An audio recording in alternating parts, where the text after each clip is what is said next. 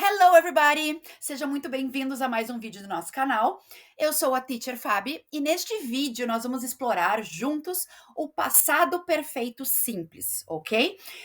Os tempos perfeitos, eles tendem a ser um pouquinho mais chatinhos, mais complicados de entender, mas você vai ver que esse passado perfeito simples é, assim, ó, bonitinho de entender, tá? Ele é bem fluido, assim, é bom de entender, faz sentido, sabe? Diferente do presente perfeito simples lá, que é um pouquinho mais complicado, certo? Se você tem curtido os nossos vídeos aqui, gente, não deixe de apertar o botãozinho ali do like, né? Compartilhar com o maior número de pessoas. E também, gente, por favor, deixem seus comentários, façam perguntas, não entenderam alguma coisa do vídeo anterior, desse vídeo, né? Entre em contato, vamos conversar, vamos tornar esse aprendizado cada vez mais importante e mais com a sua cara, né? Com o que você precisa saber, tá bom, gente? Então, ó, vamos acompanhar esse conteúdo aí, deixe seus comentários, suas dúvidas e seguimos então no nosso aprendizado aí. Vamos lá? Então, gente, vamos aqui de past perfect simple, passado perfeito simples, tá? Eu adoro este tempo verbal, gente. Ele é muito bom, muito gostoso de trabalhar. Tá? Então, qual é a utilização desse verbo? Ele é utilizado para expressar uma ação passada que ocorreu antes de outra também no passado. Ao contrário do present perfect, né, que é um horror, assim, que as pessoas morrem de medo e que é difícil de compreender, porque às vezes é presente, às vezes é passado. Esse aqui é bem simples, por isso que eu gosto tanto dele, porque é para esclarecer, tá? Eu tenho duas coisas acontecendo no passado, só que uma aconteceu antes da outra, então eu tenho que definir qual dessas duas aconteceu antes da outra, tá? Então é bem legal aqui, é bem simples de compreender. Fique comigo aqui nesse vídeo que você vai entender tudinho sobre ele, tá bom? Olha só, forma afirmativa. Então, ó, passado perfeito. Os presentes perfeitos todos tinham have ou has. O passado perfeito vai ter o passado desse verbo, que é o had, certo? Então, tudo que for presente perfeito vai ter have e has. Tudo que for passado perfeito, seja ele simples ou contínuo, vai ter o had, que é o passado disso, tá? Então, nós temos o had mais o particípio. O que que isso quer dizer? A gente já viu o particípio em outro vídeo do canal, mas eu vou recapitular aqui com você.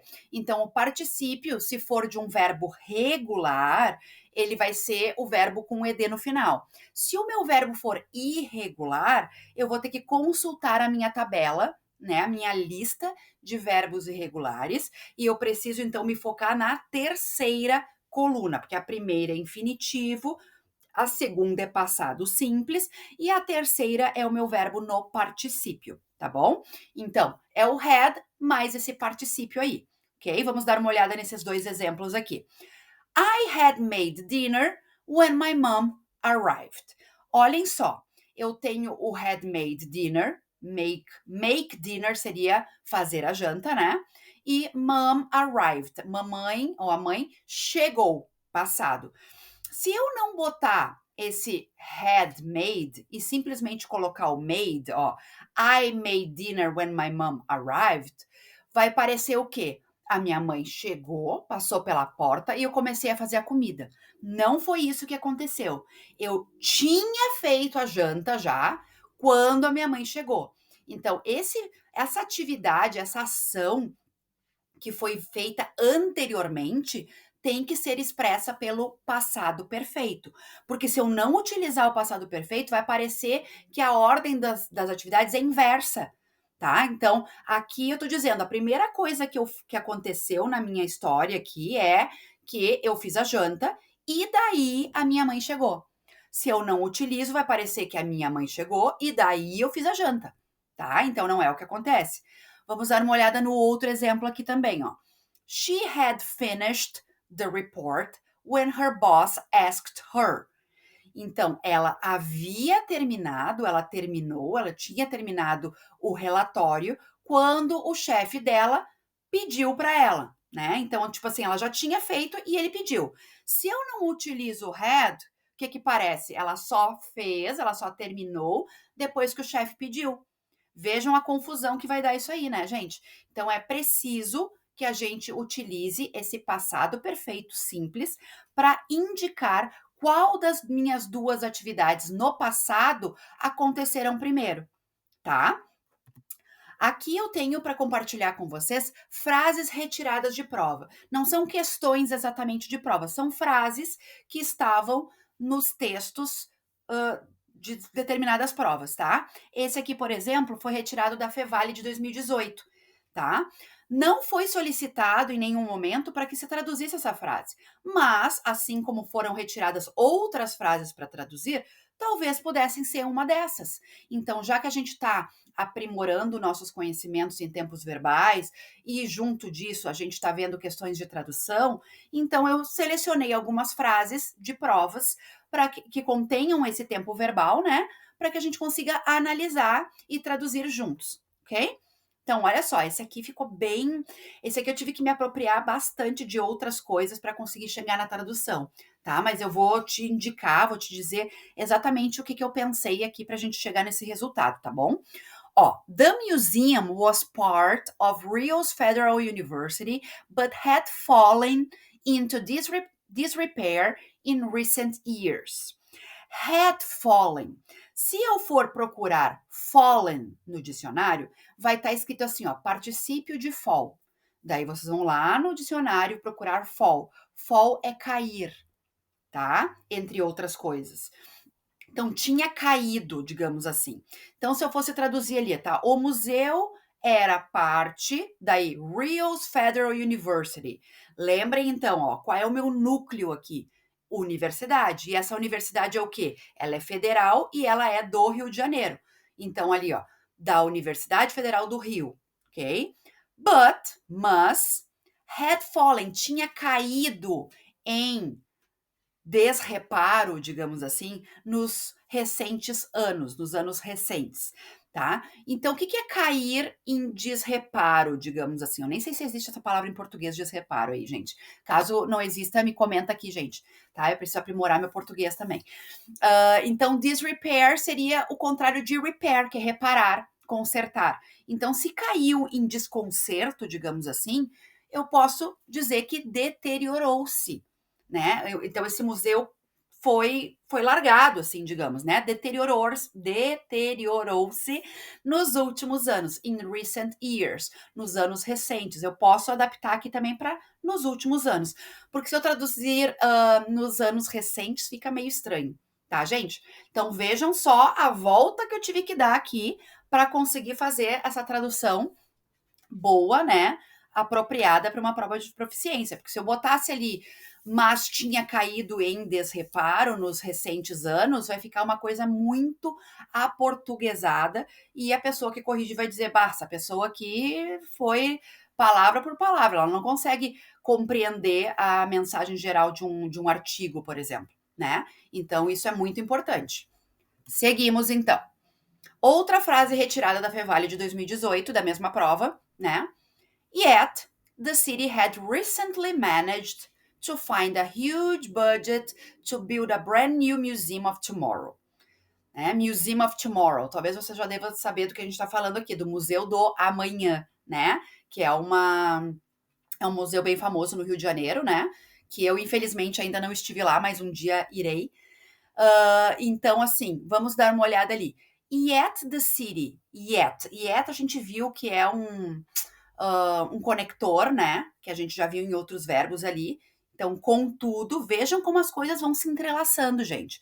A gente viu conectores, a gente está vendo verbos e tudo vai se juntando e tudo vai fazendo sentido no final das contas, tá? Então, ó, yet, contudo, the city, a cidade, had recently managed. Vejam aqui, esse recently é recentemente e ele fica, esse recentemente, entre as duas partes do past perfect ali, né? Eu não vou dizer had managed recently. A posição dele realmente é ali no meio, tá? Então, tinha recentemente gerenciado, digamos assim, to find a huge budget. Encontrar um enorme, né, orçamento to build, construir, a brand new museum of tomorrow. O que é brand new? Brand new é uma expressão. New é novo e brand new, tipo assim, novíssimo em folha. Completamente novo, do zero, tá? Mas isso você encontra no dicionário, não se preocupe, tá? Vai estar lá escrito brand new como expressão e você encontra, então, o que faz mais sentido ali. Tá, mas viram ali que a gente pensou, né, que tinha recentemente gerenciado e encontrar um enorme orçamento. Eu modifiquei esse tinha recentemente gerenciado, né? Como conseguiu. Had managed. Tinha conseguiu recentemente encontrar um grande orçamento. Fica estranho também botar um enorme orçamento. Um grande orçamento para construir um museu da manhã completamente novo, né? O novíssimo em folha. Eu acho que novíssimo em folha seria como eu traduziria no dia a dia, assim, mas é claro que numa prova de proficiência, né, a gente tem que se ater a coisas bem específicas, né? Bem bonitinhas, assim. Então, fica como completamente novo, ok? Seguimos, então. Qual é a forma negativa desse meu passado perfeito, tá? Eu tenho o had, como a gente já tinha visto antes, e o particípio. O que eu fiz aqui? Eu incluí o not no meio ali. Então, é had not mais o particípio, ok? Então, as mesmas frases que eu utilizei antes, eu estou utilizando aqui. Então, I hadn't made dinner when my mom arrived. Eu não tinha feito a janta quando a minha mãe chegou, tá? Então, aqui o hadn't é a junção do had mais not, ok? De novo, gente, vou falar para vocês que em textos acadêmicos normalmente não aparecem essas contrações. Então, a chance de você encontrar hadn't é pequena, mas o had not é grande, tá? Porque contrações são sinônimos de informalidade, né, gente? Então, assim, um texto acadêmico é mais formal, por isso que ele não tem tanta contração, tá bom? Então, olhamos para o segundo exemplo ali. She hadn't finished the report when her boss asked her. Então, ela não tinha terminado o relatório quando o chefe dela, havia lhe pedido, né? Pediu, asked her, pediu a ela, tá bom? Vejam que também esse ask, agora me surgiu isso na cabeça, que ask talvez você conheça como perguntar, né? Mas aí pensem se a gente fizesse aqui quando o seu boss perguntou para ela. Talvez desse, né? Dependendo do resto do contexto ali ao redor da minha frase, mas o ask ele pode ser tanto perguntar quanto pedir alguma coisa. Então vejam o contexto novamente aí, né? Que eu preciso analisar para ver qual é a melhor tradução. Então vejamos aqui mais uma frase retirada de prova, né? Da mesma prova Fevale 2018. Olha só, essa prova estava recheada de tempos verbais, né? Especialmente o passado perfeito simples. Então, surprisingly, they found the particles acted the same way, as if they knew they were going to be observed in the future, even though it hadn't happened yet. Então, surprisingly, lembrem daquele li, que é o mente. Então, surpreendentemente, they found. Se você procurar o found no dicionário, você vai encontrar que found é o passado ou o particípio de find. E daí você vai procurar find no dicionário, né? Find você vai ver que é encontrar.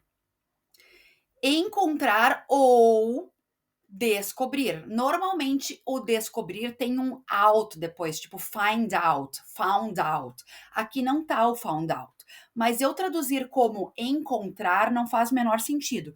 Eles encontraram que as partículas, não, né? Eles descobriram que as partículas acted the same way. Acted, ed no final do verbo act. Agiam, atuavam, né? The same way, da mesma forma, da mesma maneira, as if, como se, né? As if, como se soubessem, como se eles soubessem, eu não preciso traduzir o eles aqui, né? Mas se você achar necessidade, tudo bem. They knew they were going to be observed.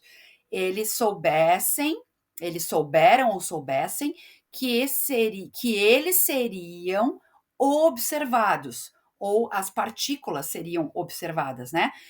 Então, aqui a gente adaptou dessa forma que fique como se soubessem que seriam observadas no futuro, in the future, even though, embora, it hadn't happened yet. Embora não tivesse acontecido ainda, né? Hadn't happened. E ao contrário do que eu falei para você, né? Aqui nessa prova tinha então uma contração. Hadn't happened, tá, gente? Então, viram ali, ó, traduzimos o nosso tempo verbal em questão, mas junto com isso a gente sempre aproveita para revisar, né, aquele as if, como se, né, o even though, embora. Então, a gente está sempre, ó, andando em loop. A gente está sempre revisando coisas que a gente viu anteriormente, acrescentando mais coisas ao nosso conhecimento, né? Vamos dar mais uma olhada aqui, então, na forma interrogativa, tá? Então, interrogativo, o que a gente faz? A gente passa o had para frente do sujeito e o resto permanece igual. E é ponto de interrogação, claro, no final, né, gente? Então, had you made dinner when your mom arrived? Você tinha feito a janta quando a sua mãe chegou? Had she finished the report when her boss asked her? Ela tinha ou havia terminado o relatório quando o seu chefe pediu, quando o seu chefe a pediu, né? Certo? A forma interrogativa de qualquer verbo, né, na verdade, é difícil encontrarmos em prova de proficiência, tá, gente? Porque ninguém faz pergunta num artigo científico, né? Então, a gente tá vendo aqui, toda vez que eu apresento para vocês um tempo verbal, eu apresento todas as formas, né? Afirmativa, negativa e interrogativa, a nível de conhecimento mesmo e de estudo, mas na sua prova, quase zero chance de você encontrar uma pergunta, né? Principalmente num tempo tão complexo, né? Num tempo verbal tão complexo quanto esse passado perfeito aí, tá, gente? Chegamos ao fim de mais um vídeo, gente. Espero que você tenha curtido, espero que você tenha aprendido, né? Então, não deixe de seguir os nossos próximos vídeos. E se você perdeu algum vídeo de algum tempo verbal anterior, volte ali, gente. Tem tudo no canal. Eu fiz desde o verbo to be, tá? Depois tem presente simples, tem passado simples, e assim a gente vai gradativamente vendo os tempos verbais mais complexos, ok? Então, não deixe de pesquisar aqui no canal, de se inteirar de tudo que a gente já fez até agora para você e seguir adiante com a gente aqui, tá bom, gente? Sua companhia é extremamente importante, certo? Te vejo no próximo vídeo. Bye, bye!